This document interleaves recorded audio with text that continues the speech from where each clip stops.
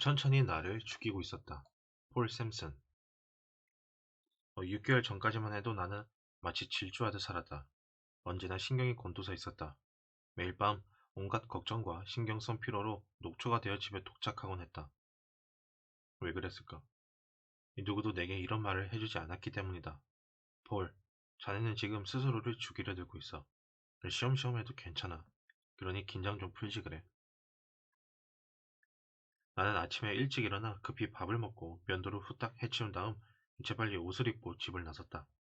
바람에 날아갈까봐 두렵기라도 한 듯 핸들을 꼭 쥐고 정신없이 차를 몰아 직장에 갔다.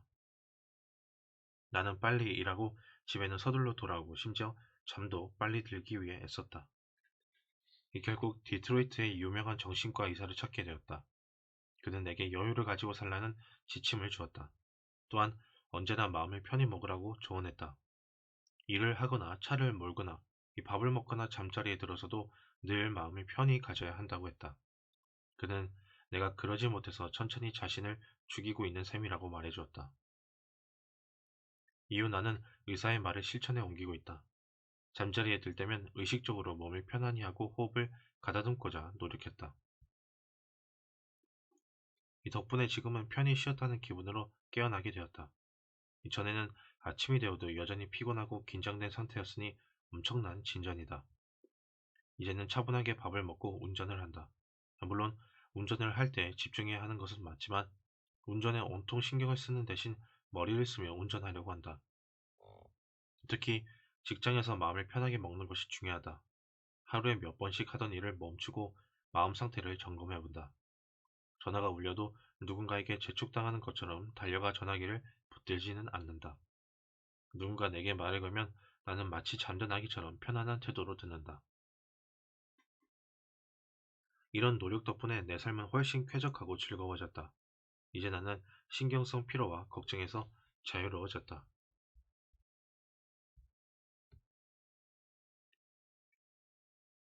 내게 일어난 진짜 기적.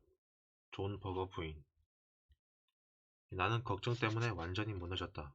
모든 것이 혼란스럽고 걱정되어 삶의 소소한 기쁨마저 잃어버렸다. 긴장한 나머지 밤에는 잠을 이루지 못했고 낮에는 마음이 편치 않았다. 아이 셋은 친척들 손에 맡겨져 뿔뿔이 흩어졌다.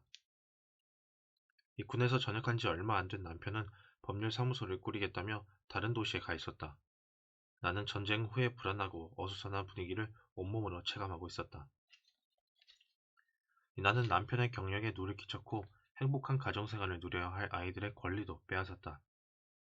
게다가 스스로의 목숨마저 위협하고 있었다. 남편은 적절한 집을 찾지 못해 집을 지을 수밖에 없다는 결론에 도달했다. 내가 건강해지지 않으면 모든 것이 무너지기 직전이었다. 이를 깨닫고 열심히 노력하면 할수록 실패에 대한 두려움이 커져갔다. 책임을 져야 할 모든 계획이 부담스러워졌고 더 이상 나를 믿을 수 없었다. 나는 완전한 실패자였다. 눈앞이 캄캄하면서 도와줄 사람 하나 없다고 생각하던 차에 어머니가 해주셨던 일은 평생 잊지 못할 것이다. 죽을 때까지 감사하는 마음으로 살아갈 것 같다. 어머니는 내게 충격을 주어 다시 현실과 싸울 수 있도록 용기를 주셨다. 내가 삶에 대한 주도권을 스스로 포기한다며 심하게 나무라시고는 침대에서 일어나 전력을 다해 싸워보라고 독려하셨다. 그때 내 상태는 어머니의 말씀처럼 상황에 맞서지 않고 두려워함으로써 이미 진 상태로 경기장에 들어서는 것과 다름없었다. 문제를 외면하고 도망치려 했기 때문이다. 그래서 나는 그날부터 싸우기 시작했다. 주말에는 내가 모든 일을 해볼 테니 집에 돌아가 쉬셔도 된다고 부모님께 말씀드렸다. 그리고 불가능해 보였던 일을 해냈다. 아이 중에 2명을 혼자 돌본 것이다. 잠을 푹 자고 잘 먹으니 기분이 좋아지기 시작했다. 일주일이 지나 부모님이 다시 찾아오셨을 때 나는 다림질을 하며 콧노래를 부르고 있었다. 싸움을 시작했으며 무엇보다 이기고 있다는 생각에 행복해졌다. 나는 이 교훈을 절대로 잊지 않으려 한다. 극복하기 힘들어 보이는 상황이라도 직면해야 한다. 이 싸움을 시작하고 절대 굴복하지 마라. 그때부터 나는 억지로라도 일을 하면서 그 일에 몰두하고자 노력한다. 마침내 아이들을 모두 불러 함께 키우고 남편도 새 집에 들어올 수 있었다. 사랑하는 자녀에게 튼튼하고 행복한 엄마가 되기 위해서라도 건강해져야겠다고 결심했다. 나는 우리 집을 위한 계획, 아이들을 위한 계획, 남편을 위한 계획, 모든 것을 위한 계획에 몰두했다. 나 자신을 위한 계획은 세우지 못했다. 이 다른 일을 하느라 정신이 없어 자신을 챙길 시간이 없었을 때 진정한 기적이 일어난 것이다.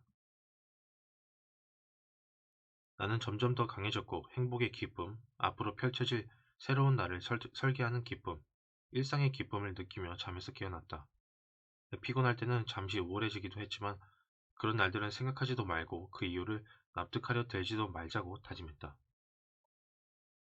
그러다 보니 그런 날이 점점 줄어들다가 마침내 완전히 사라져버렸다. 1년이 지난 지금 나는 하루에 16시간씩 일할 수 있는 아름다운 집에서 성공한 남편과 함께 건강하고 쾌활한 새 아이를 키우고 있다. 무엇보다 마음의 평안을 누리고 있다.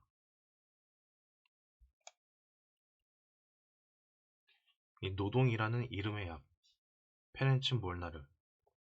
일이야말로 최고의 중독이다. 정확히 50년 전 아버지는 내가 금과 옥조로 삼은 이 말씀을 해주셨다. 아버지는 의사셨고 나는 부다페스트 대학 법학과에 막 들어간 참이었다. 나는 한 과목에서 낙제를 했다. 너무나 부끄러웠던 나는 패배자들의 가장 친한 친구인 술이 주는 위로에 빠졌다. 언제나 살구 브랜디를 손에 들고 있었다. 어느 날 예기치 않게 아버지가 찾아오셨다. 훌륭한 의사인 아버지는 내게 문제가 있다는 사실을 금세 알아차리셨다. 나는 왜 현실에서 도피했는지 고백할 수밖에 없었다. 아버지는 바로 그 자리에서 효과적인 처방을 내리셨다. 알코올, 수면제, 약물은 문제에서 벗어나는데 아무런 도움이 되지 않는다. 슬픔을 치유해주는 약은 단 하나뿐이다. 그 무엇보다 효능이 탁월한 그 약의 이름은 바로 노동이었다. 아버지 말씀이 옳았다. 아무리 힘든 일도 언젠가는 익숙해지기 마련이다. 일은 마약의 속성을 하나도 빠짐없이 갖고 있다. 곧 습관성이 된다. 일단 습관이 형성되면 거기에서 벗어나기란 사실상 불가능하다. 나도 50년 동안 벗어나지 못하고 있다. 사이먼 앤 슈스터에서 출간한 귀감이 되는 말, 영감과 지혜를 위한 작은 보고에서 실린 글이며 이 저자인 윌리엄 니콜스의 허락을 맡아 인용했다.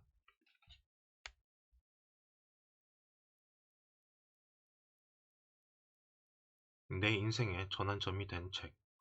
캐스린 홀콤 파머. 석 달 전 나는 걱정 때문에 무려 나흘 밤을 새우다시피 했다. 18일째 제대로 먹지도 못했다. 음식 냄새만 맡아도 토할 지경이었기 때문이다. 내가 겪었던 정신적 고통을 어떻게 설명해야 할까? 차라리 지옥에 가는 편이 낫겠다고 생각할 만큼 끔찍한 날들이었다. 이러다가는 죽거나 미칠 것 같았다. 계속 이렇게 살 수는 없었다. 그러던 중 카네기의 신간 견본세를 받았고 그날이 바로 내 인생의 전환점이었다. 그 후 석 달 동안 나는 이 책과 살았다. 한 문장도 놓치지 않으려고 열심히 공부하며 새로운 삶의 방식을 필사적으로 찾아보았다. 이 덕분에 감정과 마음이 안정되는 믿기 힘든 변화를 경험했다. 이제는 날마다 벌어지는 싸움을 견딜 수 있다. 이전에 나는 당면한 문제가 아니라 어제 있었던 일 혹은 내일 일어날지도 모르는 일에 대한 불안과 걱정으로 반쯤 미쳐가고 있었다. 하지만 지금은 걱정이 될 때마다 그 자리에서 멈추고 책에서 배운 원칙을 적용해본다. 오늘 해야 할 일 때문에 긴장이 될 때는 바쁘게 움직여서 그 일을 처리하고 마음속에서 지워버린다. 예전이었다면 나를 반쯤 미치게 만들었을 문제에 직면했을 때는 침착하게 1부 2장에 요약된 3단계를 적용한다. 일어날 수 있는 최악의 상황이 무엇인지 자문하고 마음속으로 받아들인 뒤 이 문제에 집중하면서 이미 받아들이기로 한 최악의 상황을 어떻게 하면 개선할 수 있을까 생각해본다. 내 힘으로는 도저히 어쩔 수 없는 일 때문에 걱정되면서 상황을 받아들이고 싶지 않을 때 나는 다음 기도를 반복한다. 주여, 저를 평온하게 하셔서 바꿀 수 없는 일은 받아들이게 하시고 바꿀 수 있는 일은 바꿀 용기를 주시고 이 둘을 구별할 수 있는 지혜를 주소서. 이 책을 읽고 이 책을 읽은 뒤 나는 새롭고 눈부시게 아름다운 삶을 살아간다.